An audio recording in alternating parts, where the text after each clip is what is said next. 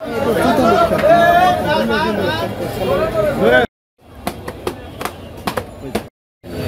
শুধু এই শেখ হাসিনার ফাঁসি চাই, সেই জন্য আমরা আজকে এভাবে জুতা মারছি সব ছাত্ররা মিলে।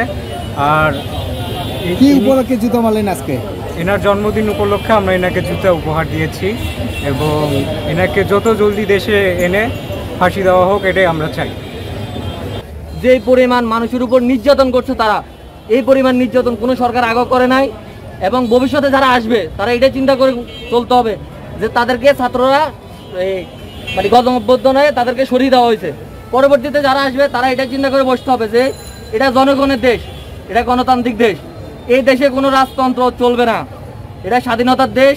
স্বাধীনতায় শহীদ জিয়া যেরকম আপনার দেশের জন্য লড়াই করছে, তেমনি হাজারো লোক লড়াই করছে। আপনি ক্ষমতায় বসে আপনি আপনার বাপের ক্ষমতা দেখাই দিবেন, তা হবে না। এ দেশ কারো বাবার না, এটা আমাদের সম্পদ, আমরা এই দেশের নাগরিক, আমরা এই দেশের সম্পদ। আপনি দেশের মধ্যে বসবেন, ক্ষমতায় বসবেন, ক্ষমতার অপব্যবহার, এটা হবে না। ছাত্ররা যেভাবে কত ছাত্র মেরেছে, কত সাধারণ মানুষ মেরেছে, এর বিচার এই শেখ হাসিনার চাই।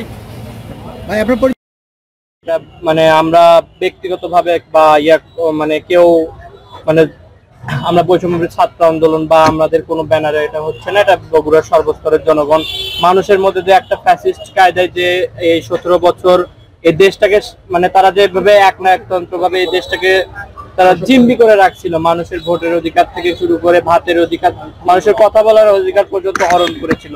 মানুষের একটা আক্ষেপ, যে আক্ষেপের জায়গাটা ছিল, আজকে তার বই প্রকাশ দেখবেন যে মানুষ তাকে জুতা দিয়ে সম্বোধন করতেছে। তার একটা জন্মদিন, যে ফ্যাসিস্ট স্বৈরাচার শেখ হাসিনা তাকে কিভাবে মানে জুতা দিয়ে, শুধু এখানে না, মানে ঢাকা বিশ্ববিদ্যালয় থেকে শুরু করে বাংলাদেশের আজকে প্রায় অনেকগুলো জেলাতেই আজকে এই কর্মসূচিটা বাস্তবায়ন হচ্ছে।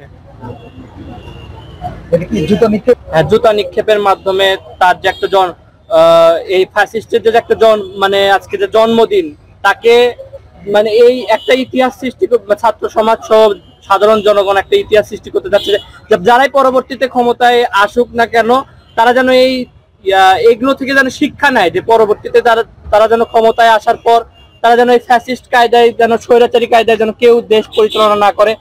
মানে একটা মানুষের যে মৌলিক অধিকারগুলো, যে যারাই সরকার গঠন করুক, মানুষের গণতান্ত্রিক অধিকার যেন বাস্তবায়ন থাকে এবং পরবর্তীতে যেন এগুলো থেকে শিক্ষা নেয়, যে আমাদেরকেও যেন পরবর্তীতে এইভাবে পস্তাতে না হয়, যেভাবে শেখ হাসিনাকে পস্তাতে হয়েছে।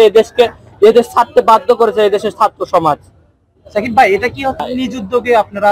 আমরা নিজ উদ্যোগে করিনি, বগুড়ার সাধারণ মানুষের উদ্যোগে এই কর্মসূচিটা হচ্ছে আর কি। এটা বৈষম্য বিরোধী ছাত্র আন্দোলনের কোনো কর্মসূচি না, বা আমাদের ছাত্র সমাজের পক্ষ থেকে কোনো কর্মসূচি না আর কি। প্রত্যেকটা জেলায় করতেছে, তাই ধারাবাহিকতায় বগুড়ায় এই কর্মসূচি হচ্ছে আর কি। ধন্যবাদ।